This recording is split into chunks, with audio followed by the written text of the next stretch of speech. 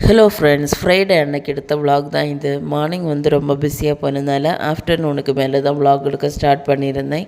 முருங்கை மரத்தில் கொஞ்சம் முருங்கைக்காய் இருந்து ஸோ அதை பறிச்சாச்சு.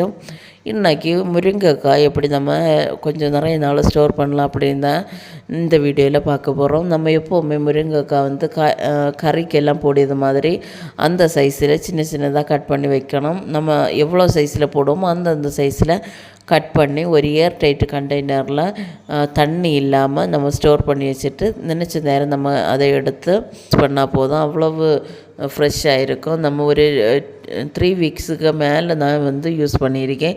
நீங்கள் 3 வீக்ஸுக்கு அப்புறம் எடுத்தாலும் அது அவ்வளோ ஃப்ரெஷ்ஷாக இருக்கும். நீங்கள் ஒருக்கா ட்ரை பண்ணி பார்த்துட்டு அது எப்படி வந்தோன்னு இந்த கமெண்ட் செக்ஷனில் ஷேர் பண்ணுங்கள். எனக்கு சந்தேகமாக இருக்கும் எப்படி இந்த டிஸ்ட்ரைனர் ரேக்கு நல்லா இருக்கா, இல்லை சோப் டிஸ்பென்சர் நல்லா இருக்கான்னு சொல்லிட்டு ரெண்டுமே குவாலிட்டி சூப்பராக இருக்குது. நீங்கள் கண்டிப்பாக ட்ரை பண்ணி பாருங்கள்.